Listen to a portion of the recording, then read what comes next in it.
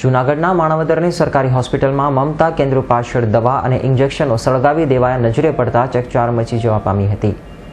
માણાવદર સરકારી હોસ્પિટલમાં આજે મમતા કેન્દ્રની પાછળના ભાગે દવા અને ઇન્જેક્શનો સળગાવી દેવાયેલા નજરે પડ્યા હતા। આ દવા અંગે તંત્રના જુદા જુદા વિભાગોએ એકબીજા ઉપર જવાબદારીની ફેંકાફેંકી કરી હતી। એક તરફ સરકારી દવાખાનાઓમાંથી દવાઓ આપવામાં આવતી ન હોવાની ફરિયાદો થઈ રહી છે, ત્યારે બીજી તરફ એક્સપાયરીની સાથે નવી દવાઓ પણ સળગાવી દેવાની ઘટના બહાર આવતા તંત્ર સામે અનેક પ્રશ્નાર્થ ઊભા થયા છે। માણાવદર સરકારી હોસ્પિટલ તેમજ આજુબાજુના પ્રાથમિક આરોગ્ય કેન્દ્રોમાં દવાઓ ન મળતી હોવાની અનેક ફરિયાદો ઉઠી હતી। દરમિયાન આજે સરકારી હોસ્પિટલમાં આવેલા મમતા કેન્દ્રની પાછળના ભાગમાં દવા અને ઇન્જેક્શનનો સળગાવેલી હાલતમાં જોવા મળ્યા હતા। ખૂબીની વાત એ હતી કે આ જથ્થામાં એક્સપાયરીની સાથે નવી દવાઓ પણ સામેલ હતી।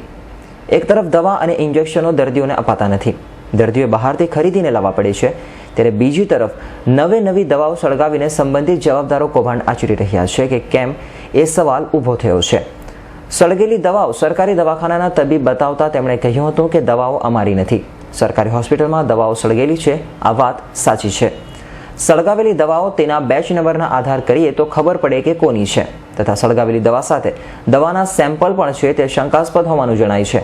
હવે જે તે સ્થળ પર જઈને મેં જાતે અવલોકન કરીને તપાસ કરેલી છે કે દવાઓ તો સળગાવેલી છે અને એમાં દવાઓમાં ઝીંક અને નાની ફેરી છે કે જેની સપ્લાય મોટા ભાગે આંગણવાડી વર્કર, આશા વર્કર કે FHWને પણ કરવામાં આવતી હોય છે અને જે એક બહારની સેમ્પલની દવા છે એ શંકાસ્પદ વિષય છે। છતાંય મારી જાતે હું કર્મચારીઓને વેરીફાઈ કરી અને એની બેચ નંબર ઉપરથી વેરીફાઈ કરીને જે કોઈ પણ કર્મચારીને ફાળવેલ હશે અથવા તો જેના પર પહેલામાં હશે એના માટે પૂરેપૂરી ખાતરી તપાસ કર્યા પછી કાયદેસરની લેખિત કાર્યવાહી કરવામાં આવશે।